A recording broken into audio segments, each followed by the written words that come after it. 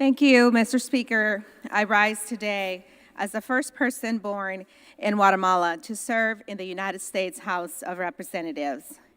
I know the Guatemalan people have lived through many difficult times, and I know this because I was born there during the Civil War. And my parents made the heartbreaking decision to send me to live with my uncle in the United States when I was a little girl. But through it all, the people of Guatemala have not given up. They have continued to work to make a better life for their children and for their children's children. They have worked for justice, for democracy, and they have won important victories. In 1996, the efforts of the Guatemalan people ended the Civil War.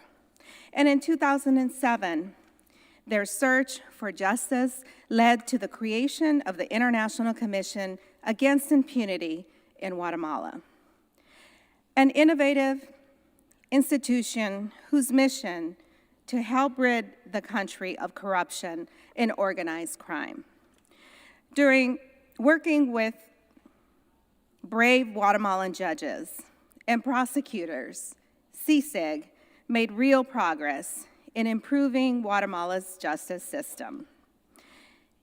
But then, in 2015, Guatemalans of all ages and political stripes took to the streets to call for the resignation of massively corrupt President Otto Pérez Molina, and they won.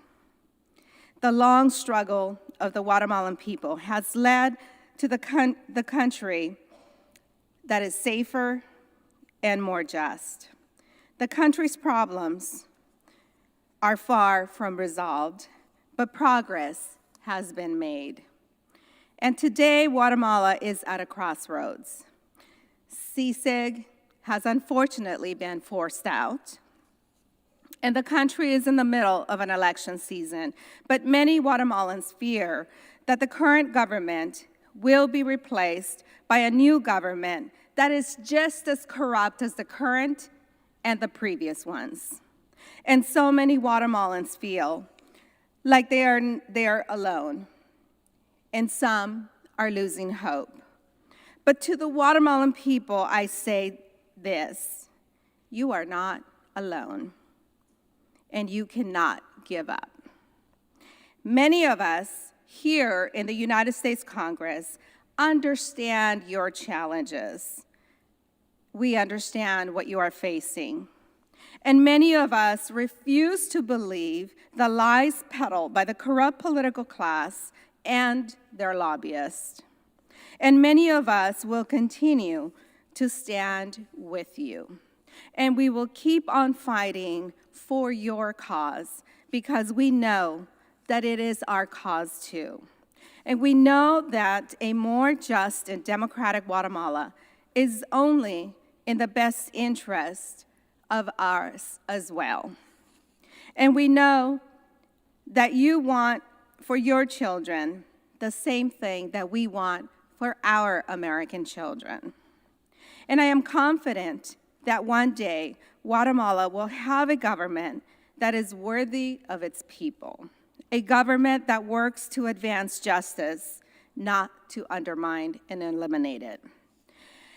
And one day, the United States government will once again support the fight against corruption in Guatemala. And together, as partners, we will work toward a brighter and more prosperous and more democratic future. So in closing, I say to my colleagues, we cannot give up on the Guatemalan people. And to the Guatemalan people, I say, do not give up on your future. Even in the darkness, we must look for signs of hope. And in 1999, a brave anthropologist named Myrna Mack was killed by a military death squad for speaking out about the abuses against indigenous Guatemalans. But her sister, Helen, worked to bring justice in her case and helped lead the effort to create CICIG. And now Myrna Mack's daughter, Lucrecia, is going to be a member of the Guatemalan Congress. So we must remember, Pablo Neruda's words, they can cut all the flowers, but they can't stop the spring. And I yield back.